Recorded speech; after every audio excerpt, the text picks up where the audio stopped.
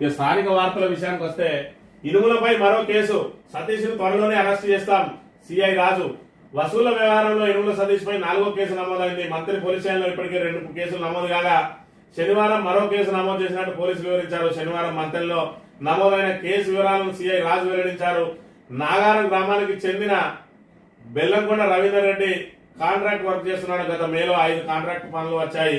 అందులో మంత్రి ప్రభుత్వ జూనియర్ కళాశాల మైదానంలో వాకింగ్ ట్రాక్ నిర్మాణం చేపట్టారు. జూలై 7న మాజీ ఉప సర్పంచ్ ఇనుముల సత్యనారాయణ ఉరఫ్ సతీష్ జోక్యం చేసుకుని నీకు బాగా కాంట్రాక్ట్లు వచ్చాయి కదా, నాకు 2 లక్షలు ఇవ్వాలి, లేకపోతే నీ కాంట్రాక్ట్ బిల్లులు రాకుండా చేస్తామని బెదిరించాడు. భయపడి గత ఆగస్టు 28న అతని స్నేహితులతో కలిసి బిఎస్ ఫంక్షన్ హాల్ వద్ద ₹1,00,000 సతీష్ కి ఇచ్చారు. మిగతా 1,00,000 ఇవ్వకపోతే ఆస్తి ప్రాణ నష్టం కలిగిస్తారని పలుమార్లు సతీష్ బెదిరించాడు. దీంతో శనివారం పోలీసులకు ఫిర్యాదు చేశారు. కేసు నమోదు చేసినట్టు సిఐ వివరించిండు.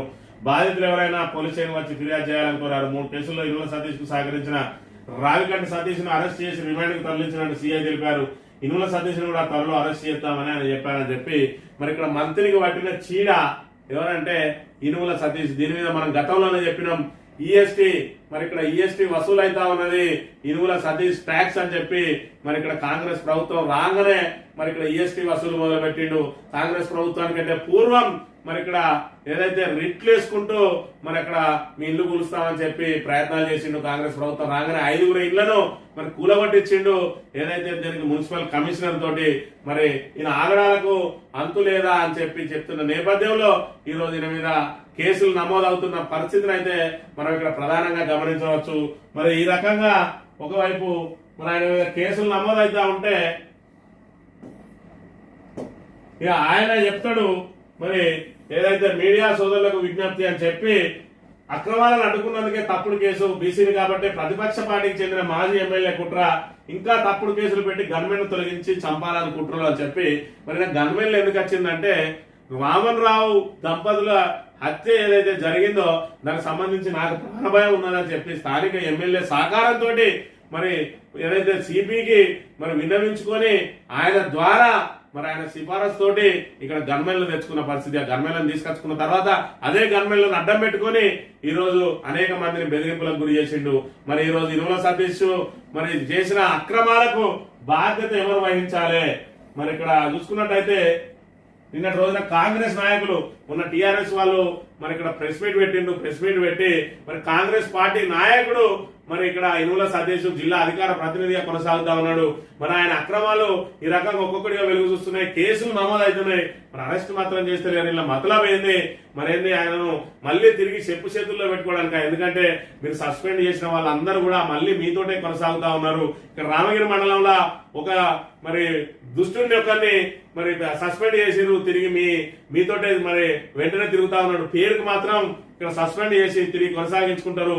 అదే విధంగా బీఆర్ఎస్ నాయకులకు సంబంధించి మాత్రం ఎక్కడ ఏ తప్పు జరిగినా, ఎవరిది తప్పు చేసినా, లేదంటే వాళ్ళ మీద మరి తప్పులు నెట్టబడ్డ బలవంతంగా వాళ్ళను ఆ కేసులోకి మరి అక్రమంగా వాళ్ళ మీద ఇరికించినా కూడా దానికి పుట్టమంది బాధ్యత వహించాలి.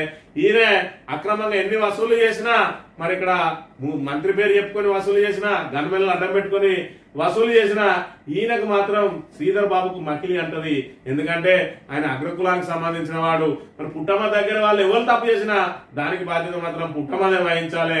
మరి నిన్న రోజున ఇక్కడ కనీసం శ్రీధర్ బాబును బాధ్యత వహించాలని కూడా చెప్పలేదు బీఆర్ఎస్ వాళ్ళు. మరి అయినప్పటికీ ఇక్కడ కాంగ్రెస్ నాయకులు మాట్లాడుతున్న మాటలు ఒకసారి గమనించినట్టయితే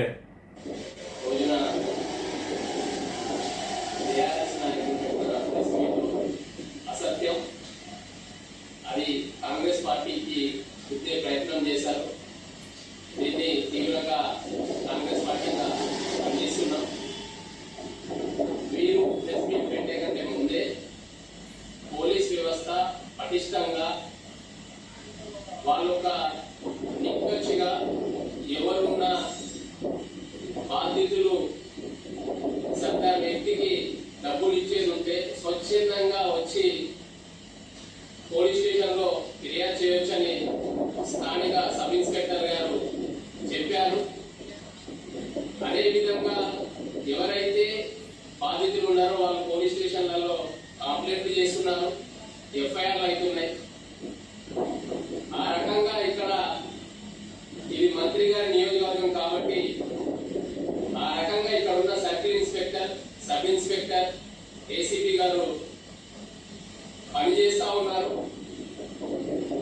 వసూళ్లకు సంబంధించిన విషయంలో కాంగ్రెస్ పార్టీ ఎక్కని చెప్పడం సిగ్గుచేటు. డబ్బులు ఇచ్చేటప్పుడు కాంగ్రెస్ పార్టీ అధిష్టానం దృష్టికి తీసుకెళ్లిందా?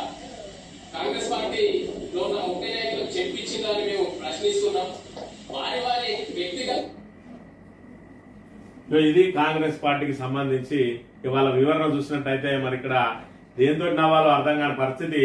డబ్బులు ఇచ్చింది మరి కాంగ్రెస్ నాయకులకు చెప్పించిరా, అధిష్టానానికి చెప్పించిరా అంటే కుటుంబ దగ్గర ఉన్న వ్యక్తి ఎవరి దగ్గర పోయి ఎవరు విన్నా మరి చిన్నపాటి కేసులో ఇరుక్కుంటే మరి అది కుటుంబానికి చెప్పి చేసిందా? మరి ఇక్కడ శీలం రంగయ్య అనే వ్యక్తి మరి అక్కడ ఏదైతే పోలీస్ స్టేషన్ లో మరి సూసైడ్ చేసుకుంటే మరి దాన్ని లాకప్ డెత్ అన్నారు, దానికి పుట్టమదే బాధ వహించాలన్నారు. కవిరాజ్ అనే వ్యక్తి మహాముత్తారంలో సూసైడ్ చేసుకున్నాడు, దానికి సంబంధించి రాము అనే వ్యక్తి కారణమని, రాము అంటేనే బీఆర్ఎస్ కాబట్టి దానికి పుట్టమదే కారణం, దళితుల సావులకు పుట్టమద కారణం అవుతాను అన్నాడు.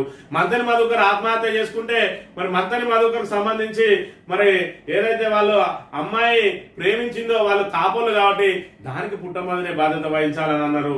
మరి ఏదైతే మల్హర్ మండలంలో మరి అక్కడ ఉన్న రాజబాబును ఆ ఇంటి పక్కతను కొట్టితే చనిపోయాడు, దానికి మరి పుట్టమదే బాధ్యత వహించాలన్నారు. మరి ఇక్కడ ఎక్కడ ఏం జరిగినా పుట్టమదే వహించాలి. ఇక్కడ స్వయంగా అధికార ప్రతినిధి, కాంగ్రెస్ అధికార ప్రతినిధి మరి ఇక్కడ ఏదైతే అవినీతికి పాల్పడి మరి ఇక్కడ ఎక్స్ట్రాక్షనిస్ట్ గా మరి బెదిరింపులకు పాల్పడి వసూలు చేస్తాడో దానికి మాత్రం శ్రీధర్ బాబుకు బాధ్యత ఉండదు. ఎందుకంటే శ్రీధర్ బాబుకు చెప్పించిండ్రా మీరు ఇచ్చేటప్పుడు ఒక మాట మరి ఇనువ సతీష్ పైసలు అడుగుతాడు సార్ ఇచ్చేస్తాం అని అంటే శ్రీధర్ బాబు బాధ్యత వహించేది. కానీ ఇక్కడ శ్రీధర్ బాబు బాధ్యత వహించాడు. కాంగ్రెస్ కు అసలు మకిలీలు ఉన్నాయి, ఎందుకంటే వీళ్ళు అగ్రవర్ణంలో ఉన్నారు కాబట్టి మరి వాళ్ళ కిందోడు చెప్తే కిందోడే బాధ్యత వహించాలి. కుటుంబాలు బీసీ వర్గానికి సంబంధించినడు కాబట్టి కిందోడు ఎవరు తప్పు చేసినా కుటుంబదే బాధ్యత వహించాలి. ఇగో ఇది వీళ్ళ పరిస్థితి. మరి ఇక్కడ కాంగ్రెస్ పార్టీకి ఆపాదించే ప్రయత్నం చేస్తా ఉన్నట. అరే వాడు మీ కాంగ్రెస్ పార్టీకి సంబంధించిన అధికార ప్రతినిధి, వాడు ఇప్పుడే కూడా మా శ్రీధర్ బాబు సహకారంతో అని చెప్పి ప్రకటనలు చేసుకుంటున్న పరిస్థితిని మనం ఇక్కడ గమనించాలి.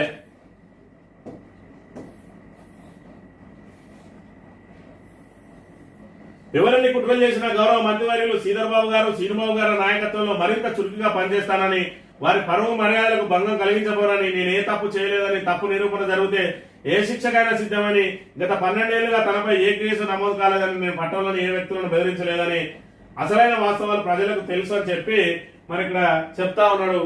మరి వీడు చేసింది తప్ప రైటా? మరి తప్పు కాక ఒకవేళ వీళ్ళు వసూలే చేయకపోతే మరి మీ ప్రభుత్వం ఉన్నది, కేసులు ఎందుకు పెడతారు? మరి కేసులు పెట్టేదే నియమం, మరి వీళ్ళు చేసిందే తప్పు అయితే ఇంకా కాంగ్రెస్ పార్టీలో ఎందుకు కొనసాగిస్తా ఉన్నారు? అంటే వీళ్ళు భయభ్రాంతులకు గురి చేసి కేసులు పెట్టి చెప్పు చేతుల్లో పెట్టుకొని, ఎందుకంటే వీడు అదే కుటుంబం మీద అప్పుడు 900 కోట్ల రూపాయలు సంపాదించిందని తప్పుడు కేసేసి ప్రజలందరినీ నమ్మించగలిగిండు. అంటే వీడు ఒక ఇన్ఫ్లుయెన్సర్ గా మీరు భావిస్తా ఉన్నారా? ఏదైతే మరి ఇక్కడ జనాలను ఇన్ఫ్లుయెన్స్ చేయగలిగే శక్తి ఉన్నది కాబట్టి వీళ్ళు మనం దూరం కొట్టుకోదు, వీళ్ళ మీద కేసులు పెట్టి వీళ్ళు చెప్పు చేతుల్లో పెట్టుకొని మరి కిమ్మనకుండా ఉంచుదాం. ఓన్లీ పుట్టమది వీరికి ఉసగొల్పినప్పుడే వాడిని బయటకు వదులుదాం. అప్పటిదాకా మన ప్రభుత్వం ఉన్న రోజులు ఉంచుకుందాం. తర్వాత ఈ ప్రభుత్వం తర్వాత ఏదైతే ఎన్నికల సమయంలో మళ్ళీ వదులుదాం. అప్పటిదాకా వీడి మీద కనుక కేసులు పెట్టకపోతే వీడు చేసే వసూళ్లతోటి కాంగ్రెస్ పార్టీ బదనం అవుతుంది. కేసులు పెట్టి మరి వీడిని బయటకు వదిలితే వీడు తిరిగి మన వీడిని తిరగబడతాడు కాబట్టి, అంటే పెట్టి పెట్టకుండా పట్టి పట్టకుండా కేసులు పెట్టి అరెస్ట్ చేయకుండా మళ్ళీ తిరిగి చెప్పు చేతుల్లో పెట్టడానికి బెయిల్ తెచ్చుకోవడానికి అవకాశం కల్పించి యాంటిసిపేటర్ తెచ్చుకోమని మీరే చెప్పి అరెస్ట్ చేయకని మీరే చెప్పి మరి ఎవడైతే అమాయకుడు ఉన్నాడో వారి వెంట మరి వీని ఆ ప్రలోభాలకు ఆశపడ్డాడో, డబ్బులకు ఆశపడ్డాడో, లేకపోతే ఇరికించబడ్డాడో తెలియదు కానీ ఏటు రావిగడ్డి సతీష్ మాత్రం వెంటనే తీసుకుపోయి అరెస్ట్ చేస్తారు. వీళ్ళు మాత్రం అరెస్ట్ చేయకుండా దగ్గర పెట్టుకుంటారు. పైపెచ్చు మళ్ళా మేము చట్టం తన పని తాను చేసుకోబోతుంది. మరి అక్రమార్కులకు మేము అక్రమార్కులను వదిలిపెట్టేది లేదంటారు. కాంగ్రెస్ పార్టీ నుంచి ఇప్పటి వరకు కూడా సస్పెండ్ చేయరు. మరి దీనికి శ్రీధర్ బాబు బాధ్యత వహించాలి ఖచ్చితంగా. ఎందుకంటే అధికార ప్రతినిధి అన్నప్పుడు మరి కాంగ్రెస్ పార్టీకి సంబంధించిన వ్యక్తి ఇన్ని అక్రమ వసూళ్లకు పాల్పడతా ఉంటే ఇప్పటి వరకు కనీసం పార్టీ పరంగా చర్య కూడా తీసుకుంటలేరు. మీరు ఎక్కడన్నా ఎవరైనా సస్పెండ్ చేస్తే తిరిగి వారిని ఎమ్మెల్యే దింపుకుంటా ఉన్నారు. ఇదేం పద్ధతి? మరి మీరు చెప్పాలి అంటే మీరు ఏం మాట్లాడినా ప్రజలలో చెలామణి అవుతుందనా, లేదంటే ప్రజలను మభ్యపెట్టి మరి ఇక్కడ మీరు పబ్బం గడుపుకునే ప్రయత్నం చేస్తా ఉన్నారా? ఏదేమైనా ఇనుల సతీష్ వ్యవహారం మొత్తానికి శ్రీధర్ బాబే బాధ్యత వహించాలి. మరి అతన్ని ఇప్పటి వరకు కూడా ఎందుకు పార్టీ పరంగా చర్యలు తీసుకోలేదు అనేది కూడా ప్రజలందరూ గమనించాలి. ఖచ్చితంగా ఇనుల సతీష్ ను ఒక ఇన్ఫ్లుయెన్సర్ గా భావిస్తా ఉన్నారు. ఎందుకంటే పుట్టమొదటి మీద 900 కోట్లు సంపాదించిండు అని చెప్పి ఆరోపణ చేసి దాన్ని ప్రజల్లోకి బలంగా తీసుకెళ్లగలిగిండు అని చెప్పి శ్రీధర్ బాబు నమ్ముతున్నాడు. కాబట్టి తిరిగి తన మీద ఏ రకంగా అపవాదులు తీసుకొచ్చి జనాల్లో నమ్మించగలుగుతాడు అని చెప్పి అతన్ని పూర్తిగా బయటికి వెళ్లకుండా అట్లని వెంట పెట్టుకోకుండా పొయ్యి పోనట్టు పట్టి పట్టనట్టు మరి కేసు పెట్టి పెట్టనట్టు మరి ఇక్కడ కేసు పెట్టి మరి ఇక్కడ బెయిల్ తెచ్చుకోవడానికి అవకాశం కల్పించి అరెస్ట్ చేయకుండా ఈ రకంగా ఇంకా ప్రజలను మభ్యపెట్టడానికి మాత్రం ఇంకా ఎవరైనా ఉంటే మరి కేసులు పెట్టుకోండి అని చెప్పి ఒకవైపు చెప్తూనే ఇప్పటి వరకు అరెస్ట్ మాత్రం చేయడం లేదనే విషయాన్ని గమనించాలి. ఏది ఏమైనా ఇనుల సతీష్ మరి కాంగ్రెస్ అధికార ప్రతినిధిగా ఈ పనులన్నీ చేసింది కాబట్టి దీని అంతటి కూడా పూర్తి స్థాయిలో కాంగ్రెస్ పార్టీయే బాధ్యత వహించాలి, శ్రీధర్ బాబే బాధ్యత వహించాలని కోరుతూ ఇది ఈ రోజు మార్నింగ్ న్యూస్. తిరిగి రేపు వెళ్దాం. Thank you very much.